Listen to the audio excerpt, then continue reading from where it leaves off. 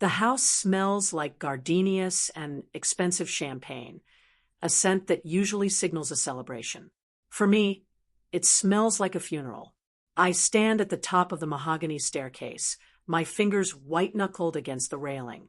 Below me, the foyer is a sea of silk dresses and tailored suits, everyone whispering about the fairy tale romance of the year. My father, Richard, stands at the center of it all, looking 10 years younger in his tuxedo. He's beaming. He's the man who raised me alone after my mother died. The man who promised it would always be us against the world. Then she walks into the frame. Vanessa. She's wearing a Vera Wang gown that probably cost more than my college tuition. She looks like an angel, but I know the demon underneath the lace. Her eyes meet mine for a split second, and she offers a tiny razor-sharp smirk before leaning into my father's side. He kisses her temple, his eyes closed in pure bliss. I feel a physical ache in my chest, a hollowness that threatens to swallow me whole. I trusted them. I trusted him when he said he'd found someone special, someone who would make our family whole again. I never imagined that someone would be the person who spent 4 years making my life a living hell. Vanessa wasn't just a mean girl. She was a predator. In high school, she didn't just call me names. She systematically dismantled my reputation, my friendships, and my self-esteem. She was the reason I spent my lunch hours locked in a bathroom stall, crying so quietly my ribs hurt. She was the reason I tried to disappear. And now, 6 years after graduation, she's about to become my stepmother. My father has no idea. Or, at least, that's what I keep telling myself. He thinks she's a successful young entrepreneur who happened to go to the same school as me. He thinks our lack of interaction is just shyness on my part. I watch her hand him a glass of wine, her fingers lingering on his wrist. The way she looks at him isn't love, it's possession. She's won the ultimate prize, the keys to the kingdom she once mocked me for belonging to. I remember the day she found out my dad owned the local tech firm. She had laughed in my face, telling me that no amount of money could make me interesting. Now, she's wearing his ring. I take a deep breath, the cold air stinging my lungs. I have to go down there. I have to play the part of the dutiful daughter for just a few more hours. But as I take the first step down the stairs, I realize that the girl who hid in the bathroom stalls is dead. This version of me has a plan. The ceremony is a blur of lies and lavender. I sit in the front row, a silent witness to a crime against my own history. I do, feels like a slap. My father looks at her with such vulnerability that it makes me want to scream. He's a smart man, a titan of industry, yet he's being played by a girl who used to post my private diary entries on the school bulletin board. I look around the room at the guests, business associates, old family friends, all of them nodding in approval. They see a beautiful young bride and a wealthy widower. They don't see the blood on the floor. That was the moment everything changed.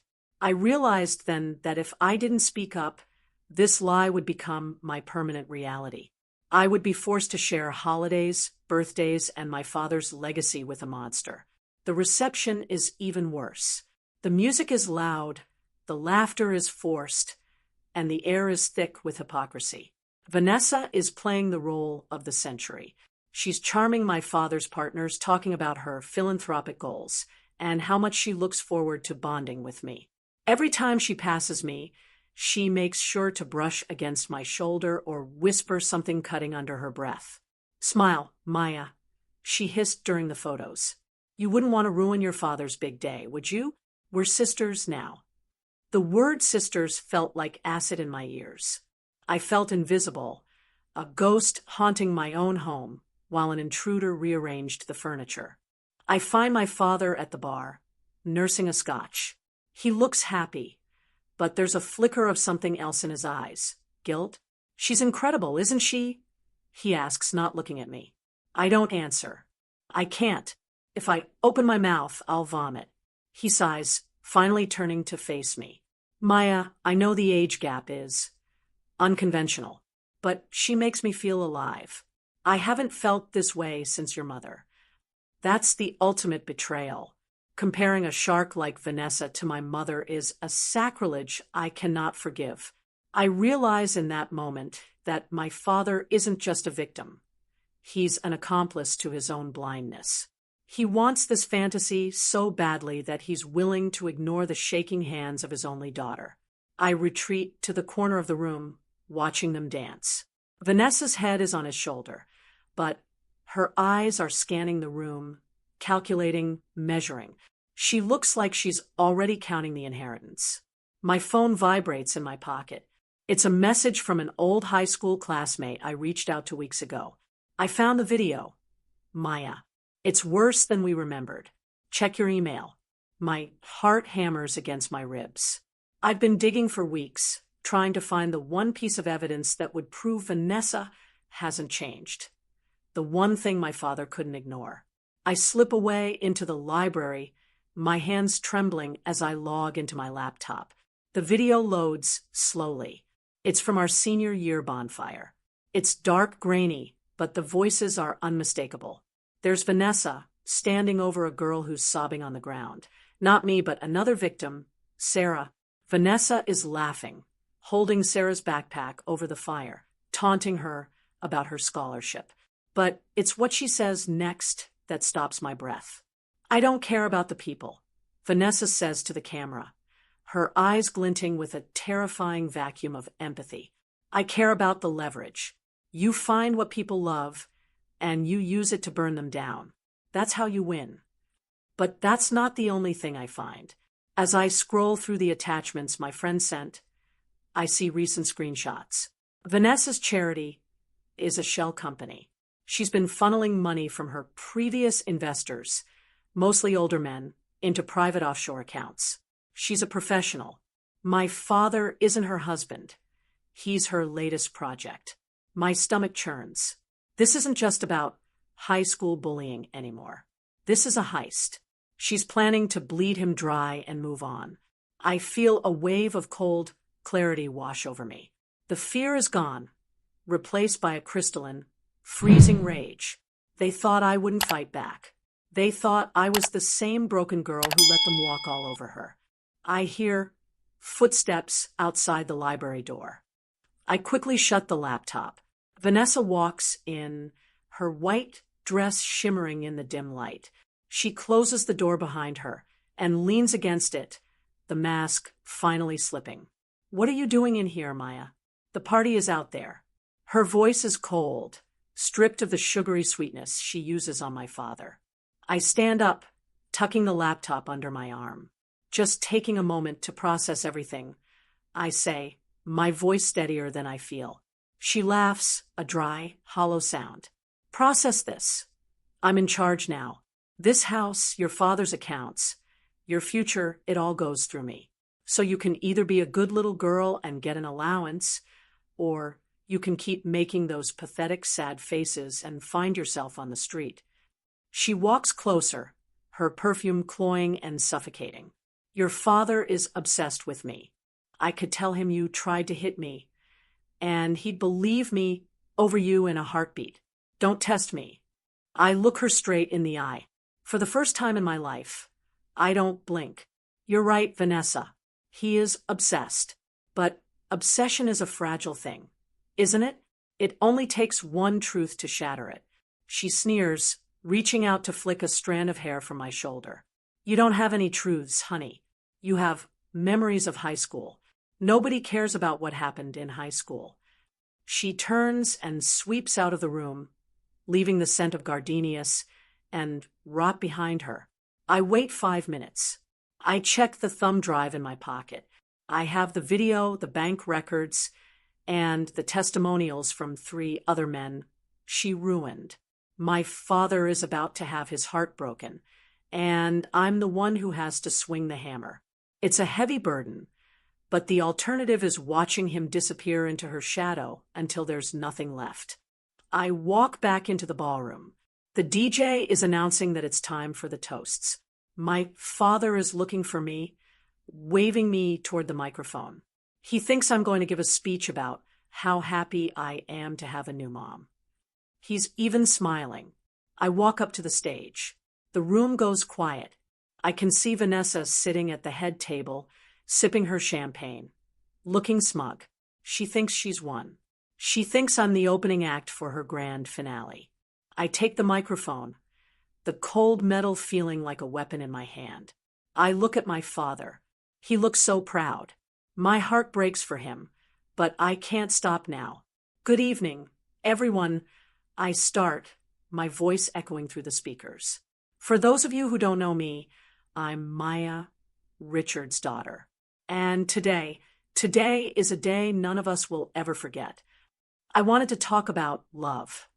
I continue, my eyes moving to Vanessa. She's still smiling, but her eyes are narrowing. They say love is blind. And in my father's case, that's been very true.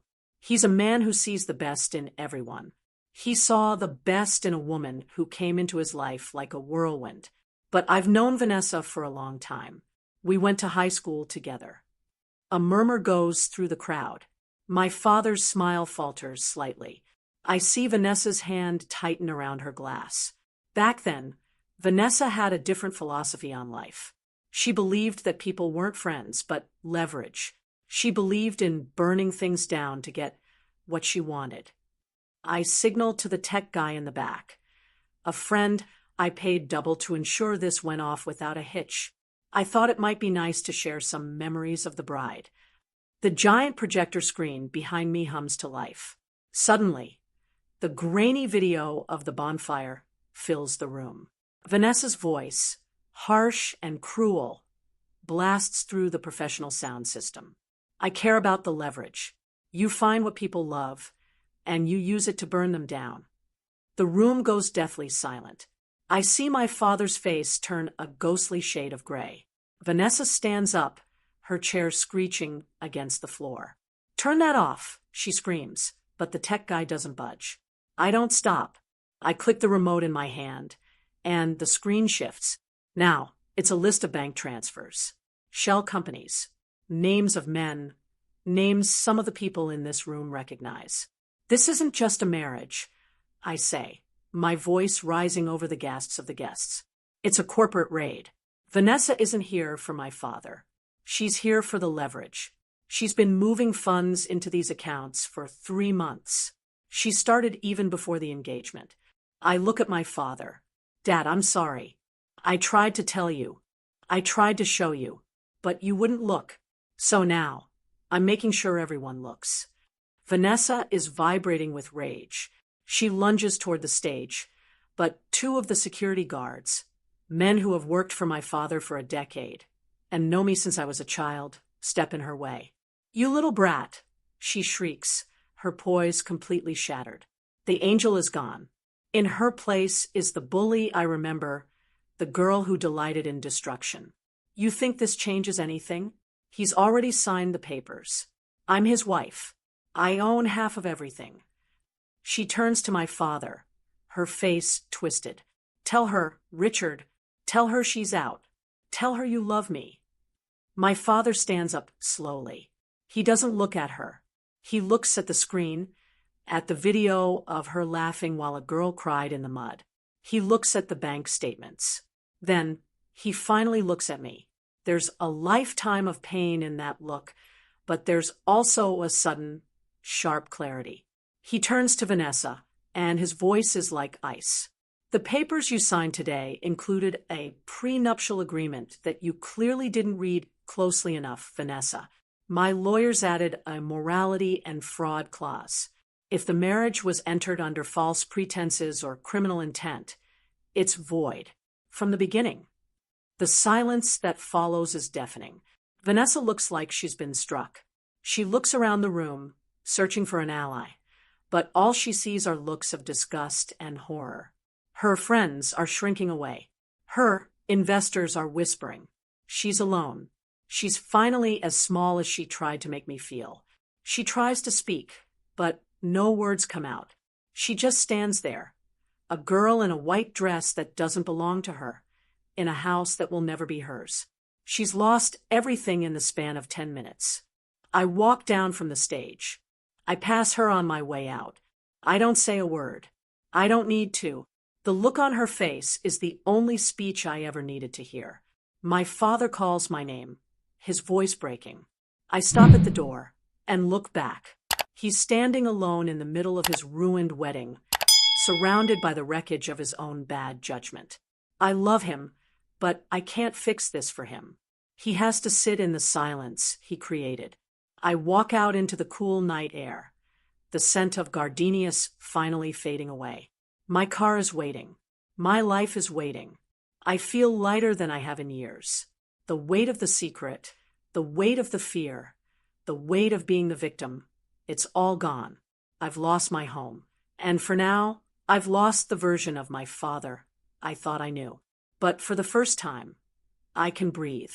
I start the engine and drive away from the lights and the noise toward a future I finally get to write for myself. Sometimes losing your family is the price of finding yourself.